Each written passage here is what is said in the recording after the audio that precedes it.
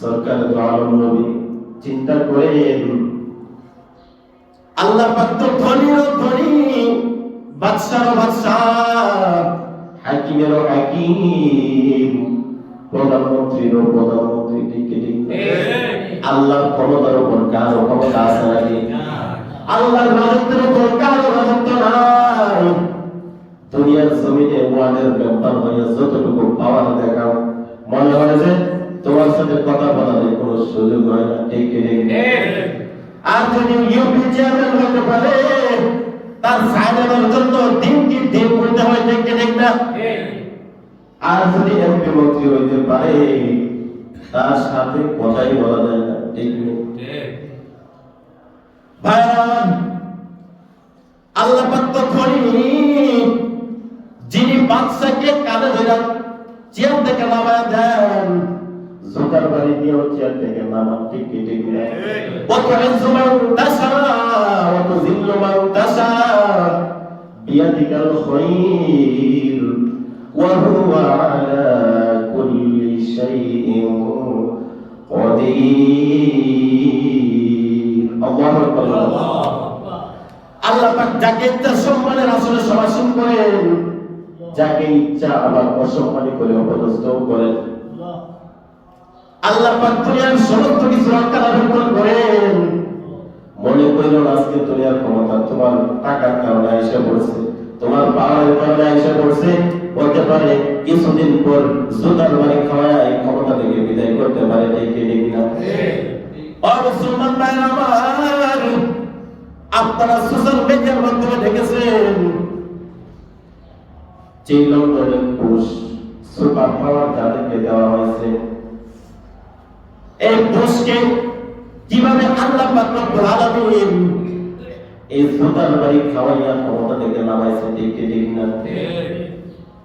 এক সাময়িক দূর থেকে জোতার বাড়ি আছে, ওই জোতাটার দামও বেড়ে গেছে। এই জন্য আল্লাহ পাক যাকে চান সম্মান দান করেন আর যাকে চান অসম্মানী করেন। সুতরাং ক্ষমতা পাইয়া অহংকারী করার কোনো সুযোগ নাই, অধীনস্থদের সাথে জুলুম করার কোনো সুযোগ নাই। এই আপনার যারা অধীনস্থ আছে তাদের সাথে দুর্ব্যবহার করার কোনো সুযোগ নাই। হতে পারে আপনাকে ক্ষমতা থেকে নামাইয়া ওই দুর্বল ব্যক্তিটাকে আল্লাহ ক্ষমতায় বসাইতে পারে। এই শক্তি আছে না? এখন বন্ধুর কাছে যাবে, কি নিয়ে যাইবেন? পয়গম্বর চিন্তা করলেন, আল্লাহ তো কোনো কিছুর অভাব নাই, আমি একমাত্র আল্লাহর মহত্ব আর বরত্ব তাসবিহ বর্ণনা করতে পারি। বলেন সুবহানাল্লাহ। আল্লাহ তখন খুশি হন বান্দা যখন আল্লাহর নামের বেশি বেশি তাসবিহ করে। সুবহানাল্লাহ। আল্লাহ বান্দাকে সৃষ্টি করেছেন, বিনিময়ে বান্দার কাছ থেকে কোনো কিছু চাই না। মা বাবা ছোটবেলা তোমাকে এত কষ্ট করে পালছে, মুখে খাবার তুলে দিছে, বাবা হাতে ধরে ধরে পায়ে ধরে হাতে ধরে ধরে হাঁটা শিখাইছে, এত কষ্ট করছে বাবা। তুমি যখন টাকা রোজগার করো, বড় হওয়ার পর প্রতিষ্ঠিত হওয়ার পর যখন মা বাবার খোঁজ খবর না নাও, ওই মা বাবা রাগ করে কি করে না? মা বাবা দেখাশোনা না করলে, টাকা পয়সা না দিলে ওই মা বাবা ওই ছেলেকে আর ভালো পায় না। ঠিক নেই? যে পুঁতে পেয়া দিতে পুঁতে ভালো কথা বল না। আপনি যতই সুশিক্ষিত হন, আপনার যতই পাওয়ার থাকে, যদি মা বাবাকে খোঁজ খবর না নেন, আরেকটা ছেলে দিনমজুর, সে মা বাবারে খুব দেখাশোনা করে, মা বাবার কাছে যা লাগে সবকিছু এনে দেয়, তারে মা বাবা ভালোবাসে। ঠিক নেই? যে দেখাশোনা করে তাকে ভালোবাসে। তো বোঝা গেল, মা বাবার প্রশংসা করলে, মা বাবা দেখাশোনা করলে মা বাবা খুশি হয়। কিন্তু আল্লাহর তো কোনো কিছুর অভাব নাই। আল্লাহ বলে, বান্দার তোর কাছ থেকে আমি এটাই চাই, তুই আমি আল্লাহর গোলামি কর। সুবহানাল্লাহ। আমি আল্লাহর ছেলে নাই, মেয়ে নাই, স্ত্রী নাই, বিবি নাই, কিছু নাই। আমি আল্লাহ বান্দারে বড় মায়া করে বানাইছি, বড় যত্ন করে বানাইছি। বান্দারে তুই যখন গুনাহ করস, আমি আল্লাহ তাকায় থেকে বান্দা, তুই যখন গুনাহ করস, আমি আল্লাহ সাথে সাথে তোরে আযাব দেই না। আযাব দেই নাকি? বান্দা জিনা করেছো, যৌবনের তারওয়াই করে জিনা করেছো, তোর সাথে সাথে মাটির মধ্যে লাগাই দেয় নাই, মাটির মধ্যে দশাই দেয় নাই, আমি আল্লাহ তোকে সুযোগ দিয়েছি। কিসে গেছে না বান্দা তুই কারণ বেঁধেছ, আমি আল্লাহ তোর সুযোগ দিয়েছি। নামাজ পড়ো না, একবার নামাজে আসো না, আমি তোর সুযোগ দিয়েছি। জোহরে আসো না, সুযোগ দিয়েছি। আসরে আসো না, সুযোগ দিলাম। মাগরিবে আসো না, সুযোগ দিলাম। এশারেও না আইসা তুমি ঘুমায় পড়লাম, আমি আল্লাহ তোর ঘুমটাকে কেড়ে নেই নাই, আমি আল্লাহ তোর রিজিক বন্ধ করে দেই নাই, আমি আল্লাহ তোর নিঃশ্বাস বন্ধ করে দেই নাই। সুবহানাল্লাহ। এত এত নাফরমানি করার পর আমি আল্লাহ তোর সুযোগ দিয়েছি। বান্দা আমি তাকায় থাকি, তুই কখন আমি আল্লাহকে আল্লাহ বলে ডাক দেব। সুবহানাল্লাহ। আল্লাহ বল বান্দা গুনাহ করতেছ, ওরে আমি আল্লাহ সুযোগ দিলাম, কিন্তু আমি তাকায় রয়েছি কখন আমি আল্লাহকে আল্লাহ বলে ডাক দিবে, কখন নিজের ভুল বুঝতে পারবে, কখন তওবা করে আমি আল্লাহর দিকে ফিরে আসব। সুবহানাল্লাহ। বান্দারে 40 বছর চলে গেল, নামাজ পড়ে নাই, দাড়িগুলি পেকে গেছে, সাদা হয়ে গেছে, চামড়াগুলি ঢিলা হয়ে গেছে, চক্ষু দিয়ে কম দেখো, এরকম বলি। জবানকালে নামাজ রোজা পূজা নাই, একটা পিছন দিয়ে আরেকটা সিগারেট ধরাইছো, চাষটলে পয়সা একটার পর একটা ধরাইছো, পায়ের উপর পা রাইখা, পায়ের উপর পা রাইখা রঙিন টেলিভিশনের দিকে তাকাইছো। এই যৌবন পাইয়া যৌবনটাকে সঠিকভাবে কাজে লাগাও নাই। বান্দারি তোর দাড়িগুলি যখন সাদা হয়ে গেছে, আমি আল্লাহ তাকায় রাখি, তুই বান্দা কখন আমি আল্লাহকে আল্লাহ বলে ডাক দেব। সুবহানাল্লাহ। আল্লাহ কই তখন যদি আমি আল্লাহকে ডাক দাও, আমি আল্লাহ তোকে ফিরায় দেই না। দুনিয়ার মালিক, দুনিয়ার মালিক একবার দুইবার তিনবার নাফরমানি করলে, কাজে ফাঁকি দিলে, তৃতীয়বার সুযোগ দেয় না, দেয় নাকি? একবার দেয়, দুইবার দেয়, তৃতীয়বার কান ধরে বের করে দেয়। আল্লাহ বলেন তুই 40 বছর পর্যন্ত বেঈমানি করছস, হারাম খাইছস, নামাজ পড়ছস না, মিথ্যা কথা বলছস, জিনা করছস, এরপরে তোর রিজিক আমি বন্ধ করে দেই নাই। আমি আল্লাহ এত মহান, তুই যদি আমি আল্লাহর কাছে ফিরে আসোস, আল্লাহর কাছে ফিরে আসো, আমি আল্লাহ অতীত জিন্দেগীর সমস্ত গুনাহ মাফ করে দেওয়ার প্রতিশ্রুতি দিলাম। সুবহানাল্লাহ। আল্লাহ কই আমি আল্লাহকে আল্লাহ বলে ডাক দিলে, সুবহানাল্লাহ, আলহামদুলিল্লাহ, আল্লাহু আকবার বললে, আমি আল্লাহর কুদরতে অন্তর্ধান হয়ে যাবে। সুবহানাল্লাহ। এই জন্য নবীজি ভাবতেন অন্য কিছু দেওয়ার দরকার নাই, আল্লাহর মহত্ব তাসবিহ বর্ণনা করব। সুবহানাল্লাহ। এই জন্য পয়গম্বর বলেন, বন্ধুর সাথে যখন সাক্ষাৎ হয়, কিয়া বলে আত্তাহিয়াতু লিল্লাহি ওয়াস সালাওয়াতু ওয়াত তাইয়্যিবাত। রব্বুল আলামিন আপনি পবিত্র, আপনার সত্তা পবিত্র, সমস্ত রহমত সমস্ত বরকত আপনার পক্ষ থেকে। সুবহানাল্লাহ। সুবহানাল্লাহ। আপনি পবিত্র, পূর্ণ পবিত্র, আপনার পবিত্রতা বর্ণনা করছি। আল্লাহ পাক এই ঘোষণা শুনে খুশি হয়ে গেলেন। সুবহানাল্লাহ। সাথে সাথে নবীকে সালাম দেন, আসসালামু আলাইকা আইয়ুহান নবী। সুবহানাল্লাহ। আল্লাহ স্বয়ং নবীকে সালাম দেয়। আল্লাহ বলেন আসসালামু আলাইকা আইয়ুহান নবী ওয়া রাহমাতুল্লাহি ওয়া বারাকাতুহু। সুবহানাল্লাহ। নবী আপনার উপর সালাম বর্ষিত হোক। বলেন তো আল্লাহ যার উপর সালাম বর্ষণ করছে তার জীবনে আর কোনো গজব হয়নি? আল্লাহ বলেন আপনি আপনার উপর শান্তি বর্ষিত হোক।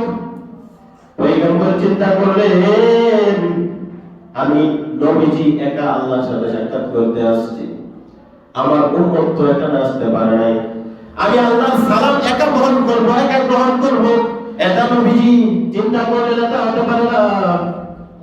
আমি আমার সমস্ত উম্মতকে সাথে নিয়ে সালামটা গ্রহণ করলাম। সুবহানাল্লাহ।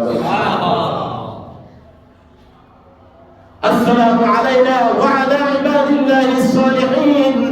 পয়গম্বর জবাব দিলেন আল্লাহ আসসালামু আলাইনা, সালাম আমার উপর, ওয়া আলা ইবাদিল্লাহিস সালিহিন, এবং আমার উম্মতের মধ্যে যারা নেককার হবে, কিয়ামত পর্যন্ত যারা ঈমানওয়ালা হবে, সকলকে সাথে নিয়ে সকলকে নিয়ে আপনার পক্ষ থেকে সালাম আমি নবীজি গ্রহণ করলাম। সুবহানাল্লাহ। নবীজি বন্ধুর কাছে গিয়া উম্মতকে ভুলে যায় না, ভুলে গেছে নাকি?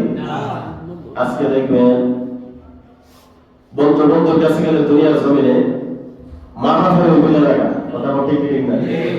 প্রেমিকার কাছে যাইলে প্রেমিক বড় ভাই ফোন দেয়, ভাইয়ের ফোন দেয়, সময় নেয়, বাপের ফোন দেয়, ফোন ধরে না, ঠিক ঠিক না? অথবা সুন্দর স্ত্রী পাইলে ঢাকার রাজধানীতে চাকরি করে দুইজনের টোটালি সুন্দর স্ত্রী নিয়ে খায় আর গল্প হয়, দিনের বেলা চাকরি করে রাত্রের বেলা বাসায় থাকে।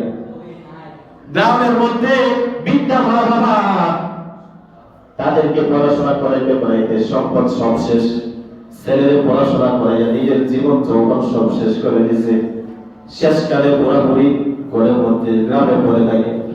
কিন্তু ছেলে তো প্রতিষ্ঠিত হয় ঢাকার রাজধানীতে থাকে। এক সপ্তাহ চলে যায়, 2 সপ্তাহ চলে যায়, মাস চলে যায়, ছেলে একদিনও ফোন দিয়া বাবার খবর নেয় না, মায়ের খবর নেয় না। এমন সন্তান আছে রে? আছে রে? ও নাফরমান সন্তান, যেই বাবা তোর জন্য কষ্ট করে মাথার ঘাম পায়ে ফেলে দিন পর মজুরি কেটেছে, মানুষের ঘরের মধ্যে কামলা দিছে, মানুষের ক্ষেতের মধ্যে কামলা দিছে, রিক্সা চালাইয়া অটো চালাইয়া তুই ছেলেকে পড়াশোনা করেছে, এত টাকা ব্যয় করছে তোর পিছনে, তুই আজকে স্মার্ট হয়ে গেছো, বিশ্ববিদ্যালয়ে পড়াশোনা করছো, এখন গ্রামের মা বাবা তোর কাছে ভালো লাগে না? আছে রে?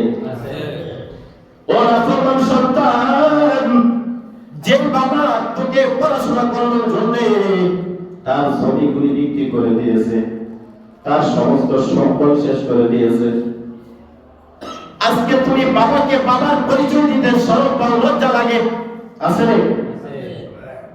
এক ঘটনা পড়লাম বইয়ের মধ্যে, এক বাবা তার সন্তানের পিছনে তার জীবনের সবকিছু শেষ করে দিয়েছে। বাবা দীর্ঘদিন যাবত গ্রামের মধ্যে পড়ে আছে, সন্তান কোনো খোঁজ খবর নেই না। হঠাৎ করে বাবার মনে হলো সন্তান কেমন আছে, কোথায় আছে, একটু যাই তার কর্মস্থলে গিয়ে খোঁজ খবর নেই। বাবা গেল,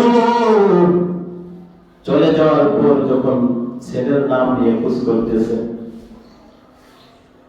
ছেলের নাম নিয়ে যখন বাবা ছেলেকে খুঁজতে চাইলো, তার বডিগার্ড বলতেছে কি এমন ব্যক্তি আপনাকে রাখতেছে, আপনাকে খোঁজ করতেছে। ওই ছেলে তো চিনে ফেলছে বাবা আসছে, ঠিক না? ওই ছেলে চিন্তা করলো গ্রামের বাবা, শহরে কোনো কিছুই বুঝবে না, আমি তো বিশাল দামে অফিসে চাকরি করি, এখানে যদি ওই লোককে বাবা বলে পরিচয় দেয় আমি অফিসারের মান থাকবে না। চিন্তা করলো, ঠিক নেই? ছেলে চিন্তা করলো আমি তো এমন গ্রামের বাবার পরিচয় দিতে পারি না, এখানে তো আমার সম্মান অনেক বেশি। এই জন্য সন্তান বলতেছে বলো এখানে এমন নামে কেউ নাই। নাউজুবিল্লাহ। কত বড় নাফরমান ছেলে, বাবাকে তার বাবা বলে পরিচয় দিতে চায় না। কারণ কি বাবা গ্রামের, দেখতে সুন্দর লাগে না, দেখতে স্মার্টনেস নাই, এই জন্য বাবাকে বাবা বলে পরিচয় দেয় না। আসলে ভাই বাবা বলে পরিচয় দিতে লজ্জা লাগে। আর যে বাবা তোমাকে হাতে ধরে ধরে হাঁটা শিখাইছে, যে বাবা সিরা জামা পরিধান করে তোমাকে নতুন জামা কিনে দিয়েছে, ওই বাবাকে তোমাকে আজকে বাবার পরিচয় দিতে লজ্জা লাগে। এমন সন্তান আছে না ভাই? ভাইরা আমরা বলতেছিলাম পয়গম্বর বন্ধুর সাথে সাক্ষাৎ করে দুনিয়ার উম্মতকে বলে যায় নাই, সালাম দিয়েছে আল্লাহ স্বয়ং নবীজিকে, ওই সালাম গ্রহণ করছে সমস্ত উম্মতদেরকে সাথে নিয়ে। সুবহানাল্লাহ। তো বোঝা গেল আমরাও সেই সালাম পাইছি, ঠিক না? যারা নবীজির সত্যিকারের আশিক, নবীজির সত্যিকারের যারা উম্মত, পয়গম্বর বলেন আসসালামু আলাইনা ওয়া আলা ইবাদিল্লাহিস সালিহিন।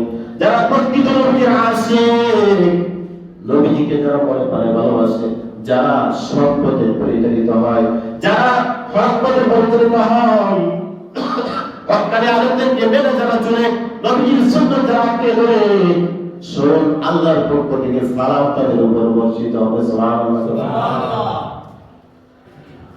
ও ভাইরা আমার, আশিক রাসূল নাম দিলে নবীর আশিক হওয়া যায় না, বিশ্ব জাকির পাকে নাম দিলে জাকির নেওয়া যায় না, ঠিক নেই? যদি আল্লাহ নামের জিকির না বাজে, জাকের বাটে নাম দিয়া জাকির হওয়া যায় না। মনে রাখবেন, নবীপুর গেলে নবী পাওয়া যায় না, পাওয়া যায় না।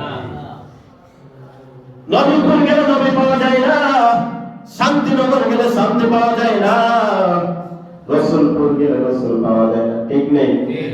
শুধু এই মিথ্যা নামের ব্যানার দিয়া জাতিকে ধোঁকা দেওয়ার কোনো সুযোগ নাই। এখন জাতি সচেতন হয়ে গেছে, জাতিকে ধোঁকা দেওয়ার কোনো সুযোগ নাই। এই জন্য ভাইরা আমার, এই ধোঁকাবাজি চাই না, সঠিক আল্লাহ এবং আল্লাহ রাসূলের পথে ফিরে আসতে হবে, ঠিক না? হক্কানি কোরআন সুন্নাহর বয়ান শুনতে হবে।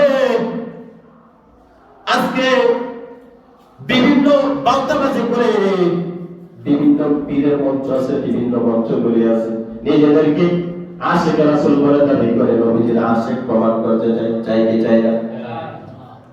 নিজেকে প্রমাণ করে আশিক রাসূল, অথচ মুখ নিয়ে দেখা যায় দাঁড়িয়ে নাই, ঠিক কি ঠিক না? যারা দিকে তাকাইলে মনে হয় না যে আশিক রাসূল। মুসলমান কি তাই বোঝা যায় না, ঠিক কি ঠিক না? পয়গম্বর বলছেন, যার মুখের মধ্যে দাঁড়িয়ে নাই, যেই বান্দার দাড়ি চাষে, তাকে সালাম দেওয়া নিষেধ। নাউজুবিল্লাহ। তাকে যদি না চিনা হয়, স্বাভাবিকভাবে যদি না চিনা যায়, দাড়ি যদি না থাকে, তাকে সালাম দেওয়া নিষেধ। কারণ কি? সে মুসলমান না হিন্দু, এটা নির্ণয় করার সুযোগ নাই। কথা ঠিক না? মুসলমান না হিন্দু পরিচয় নেই তার। এই জন্য আমার আল্লাহ না করে এমন কোন জায়গায় গিয়ে যদি মৃত্যু হয়, যে জায়গার মধ্যে আপনাকে কেউ চিনে না, এমন জায়গায় গিয়ে যদি আপনার মৃত্যু হয়, আর নবীর সুন্নাত দাঁড়িয়ে যদি না থাকে, তাহলে আপনি মুসলমান নাকি হিন্দু চিনার কোনো উপায় নেই, ঠিক কি ঠিক না? আপনার চিনার কোনো উপায় নাই। হয়তো হতে পারে আপনার সদর করে আপনাকে চিনতে হবে, তাছাড়া আর কোনো চিনার উপায় নাই। এই জন্য ভাইরা আমার, সর্বহালতে মৃত্যুর জন্য প্রস্তুত থাকতে হবে। নবীজির সালাম যদি পাইতে হয়, নবীজির সুপারিশ যদি পাইতে হয়, তাহলে নবীজির পরিপূর্ণ আশিক হতে হবে, সত্যিকারের আশিক, ঠিক ঠিক না? সত্যিকারের আশিক হতে হবে। আজকে দেখবেন নকল সাইনবোর্ড দিয়া যারা মাল বিক্রি করে, হ্যাঁ, তারা চিল্লায় বেশি, ঠিক ঠিক না? বিভিন্ন বাসের মধ্যে, বিভিন্ন খেলার মঞ্চের মধ্যে দেখবেন হ্যান্ডমাইক নিয়ে এমন ভাবে ডায়লগ মারে, এমবিবিএস ডাক্তার আমার ওষুধের সাথে ফেল, ঠিক ঠিক না? কয় কি ভাইয়া? এমবিবিএস ডাক্তার তার কাছে ফেল, এমন ক্যাম্পাসে আছে না? মনে রাখবেন, খালি কলছি লড়ে বেশি, ঠিক নেই? যাদের ভিতরে প্রকৃতপক্ষে কোরআন হাদিসের মান বিচার আছে, কোরআন হাদিসের গভীর জ্ঞান যাদের আছে, তারা বাড়ি বাড়ি হাইটা হাইটা ওষুধ বিক্রি করে না, ঠিক নেই? হাইটা হাইটা পুরো বিক্রি করে না। যারা এমবিবিএস ডাক্তার টাইটেল নিয়ে যারা ডাক্তারি করে, তারা চেম্বারে বসে থাকে, কথা ঠিক নেই? যারা প্রকৃত ডাক্তার, তারা বাড়ি বাড়ি গিয়ে ওষুধ বেচতে হয় না, তাদের কাছে মানুষ যায়, ঠিক নেই? এই জন্য বলতেছিলাম, নবী আল্লাহর পক্ষ থেকে সালাম গ্রহণ করেছে। এই সালাম আল্লাহর উম্মতের জন্য নবীকে নিয়ে আসছেন। আর কি নিয়ে আসছেন? 50 ওয়াক্ত নামাজের মধ্যে 5 ওয়াক্ত নামাজ আল্লাহ পাক আমাদের জন্য ফরজ করেছেন। শুধু তাই নয়, উম্মতে মুহাম্মদী যদি একটা নেক আমল করে, একটা নেক আমলের বিনিময়ে আল্লাহ তার আমলনামায় 10টা নেকি দান করবেন, সুবহানাল্লাহ। কারণ এক ওয়াক্ত নামাজ পড়লে যদি 10 ওয়াক্তের সওয়াব হয়, এইভাবে হিসাব করলে আল্লাহ রাসূল যে হাদিস বলে গেছেন, ওই হাদিস অনুযায়ী প্রত্যেকটা নেক আমল অনুযায়ী একটার বিনিময়ে 10 দান করবেন, সুবহানাল্লাহ। এটা উম্মতে মুহাম্মাদের জন্য বিশেষ বোনাস। কারণ উম্মতে মুহাম্মাদের হায়াত কম, পয়গম্বর চিন্তায় পড়ে গেলেন, রব্বুল আলামিন আমার উম্মতের মধ্যে এত হায়াত কম, আমার উম্মতের এত হায়াত কম পাইবে, এই কম হায়াতের মধ্যে বিয়ে শাদী করবে, বাল বাচ্চা হবে, সংসারের টেনশন থাকবে, এরপরে কিভাবে এত নেক আমল করবে, এত নেক আমল করবে? মুসা নবীর উম্মত 900 950 বছর হায়াত পাইতো, 1500 বছর হায়াত পাইতো। আল্লাহু আকবার। তারা যখন তাদের বাইবেলের মধ্যে, তাদের ওই কিতাবের মধ্যে, আসমানি কিতাবের মধ্যে মুসা নবীর উম্মতরা যখন শেষ নবীর উম্মতের এই ঘটনা পড়তো, এই কথা পড়তো যে আখির জামানার নবীর উম্মতরা হায়াত পাবে 100 বছর, 60 বছর, 70 বছর, তখন তারা চিন্তায় পড়ে যেত, এত অল্প হায়াত পাইয়া তারা কি আবার বিবাহ শাদী করবে নাকি, তাদের কি আবার সন্তান হবে নাকি? মুসা নবী প্রশ্ন করতো, এ আখির জামানার নবী উম্মতরা এত কম হায়াত পাবে, বিয়ে শাদী করবো, আবার কি তাদের বাল বাচ্চা হবো? তো মুসা নবী বলতো, হ্যাঁ। কিভাবে? এদের হায়াতের মধ্যে, সময়ের মধ্যে অনেক বরকত হইব, সুবহানাল্লাহ, বরকত হইব, এবং এরা এমন এমন বিশেষ পাওয়ার আল্লাহর পক্ষ থেকে নিয়ে আসবে যে অল্প সময় ইবাদত করলে তাদের আমলনামায় বেশি সওয়াব দেওয়া হবে, সুবহানাল্লাহ। এই জন্য 12 মাসের মধ্যে একটি মাস রমজানুল মুবারক। এই মাসে একটা নেক আমল করলে 70, সর্বনিম্ন 70, আল্লাহ রাসূল বলেন এর উপরে আমার কোনো জানা নাই, 700 এর চেয়ে আরো বেশি দিতে পারে, সুবহানাল্লাহ। কারণ আল্লাহ যার প্রতি খুশি হয়ে যায় তাকে আল্লাহ সন্তুষ্ট করে দেয়, সুবহানাল্লাহ। সন্তুষ্ট করে দিলে আর কিছু লাগে? এই জন্য ভাইরা আমার, একটি নেক আমল করলে 10টি সওয়াব, কিন্তু অপর দিক দিয়ে একটি গুনাহ করলে 10টি সওয়াব নাই। কত বড় আস্থান করছে, সুবহানাল্লাহ। একটি গুনাহ করলে 10টি গুনাহ, কারণ এটা আস্থান হইছে না। যদি একটি গুনাহ করলে 10টি গুনাহ হতো তাহলে কি বলতো? কত বড় আস্থান করছে। একটি নেক আমল করলে 10টি নেক আমলের সওয়াব, কিন্তু একটি গুনাহ করলে একটি গুনাহ, 10টি গুনাহ না। আল্লাহ পাক উম্মতে মুহাম্মাদকে কত ছাড় দিয়েছেন। এরপরে বান্দা, তুমি কেন নামাজ পড়বা? তুমি কেন টিভির দিকে তাকাই থাকতে ভালো লাগে? ভাইরা আমার বলতেছিলাম, এই 5 ওয়াক্ত নামাজ যে বান্দা পড়বে তাকে 50 ওয়াক্তের সওয়াব দেওয়া হবে, সুবহানাল্লাহ। নবীজি মেরাজ থেকে নিয়ে আসছে নামাজ, এবং এই নামাজের খবর নাই। মেরাজের রজনীতে এই রাকাত 12 রাকাত পড়তে হইব, এটা পড়তে হইব, সিন্নি রাখতে হইব, হালুয়া রুটি রাখতে হইব, এগুলি নিয়ে ব্যস্ত আছে না নাই? অথচ এই ঘটনা থেকে মূল বিষয় হচ্ছে 5 ওয়াক্ত নামাজ। এবং 5 ওয়াক্ত নামাজ তো 12 মাসের ফরজ, ঠিক না? এই মেরাজের রজনীতে 12 রাকাত পড়লে পাপ হয়ে যাইব। তো এর থেকে মেসেজ হচ্ছে 5 ওয়াক্ত নামাজ ফরজ, এটা প্রত্যেকের বালেগার পড়তে হবে, ঠিক কি না? এই নামাজ এখন থেকে শুরু করতে হবে।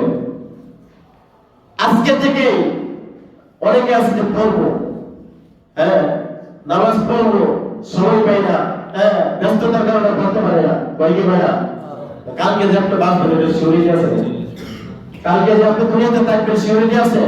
সিউরিটি নেই। এই জন্য ভাই আমার, সময় থাকতে সময়ের মূল্য দিতে হবে, হায়াত থাকতে হায়াতের মূল্য দিতে হবে। আল্লাহ রাসূল বলেন, মুতু ক্বাবলা আন তামুতু, মরার আগে একটু মরে দেখো তো, মরার আগে একটু নিজে চিন্তা করে দেখো যে আমি মরলে এখন কি হবে। এই জন্য প্রিয় ভাই আমার, এই মেরাজের মাস চলতেছে, এখন থেকে রমজানের জন্য নিজেকে তৈরি করে নেব। যারা কোরআন সহিহ শুনতে পড়তে পারেন না, আর একটা চিন্তা করছি ইনশাআল্লাহ রমজান মাসে প্রথম থেকে শেষ পর্যন্ত বয়স্ক কোরআন শিক্ষার ব্যবস্থা থাকবে। আছেন তো আপনারা? রাজি আছেন? কোরআন যদি মুসলমান হয় আমি আপনি না শিখতে পারি, না পড়তে পারি, একটা লজ্জাজনক আর কিছুই নেই। এই জন্য রমজান আসতেছে, এখন থেকে নিজেকে তৈরি করে নেন, নামাজে হয়ে যান, 5 ওয়াক্ত নামাজ পড়ে নেন। আপনি দেখবেন 5টা কাজের মধ্যে একটা কাজ ঢুকাই দিলে এটা হয়ে যায়, ঠিক না? আপনি বিভিন্ন ব্যস্ত হয়ে থাকেন, নামাজের সময় নিজের মধ্যে 10 মিনিট ঢুকাই দেন না, হয়ে যাবে না? চেষ্টা করলে অবশ্যই হয়ে যায়। এই জন্য প্রিয় ভাই আমার, সকলে নামাজ পড়ার চেষ্টা করব। আরেকটা হাদিয়া, উম্মতে মুহাম্মাদের জন্য ক্ষমার ঘোষণা, এটা বলছিলাম। তো ক্ষমার ঘোষণা ওই সকল ব্যক্তিদের জন্য যারা নবীজির উম্মত, ঠিক না? নবীজির উম্মত কি মোটা দাবি করলে হবে? কাজের কর্মে প্রমাণ করতে হবে যে আমি নবীজির উম্মত। এই জন্য প্রিয় ভাই আমার, আল্লাহ পাক আমাদের সকলকে 5 ওয়াক্ত নামাজ পড়ার তৌফিক দান করেন, আমিন। এই আলোচনাগুলো করলাম, আমল করার তৌফিক দেন। আজকের মতো এখানে শেষ করলাম। সবাই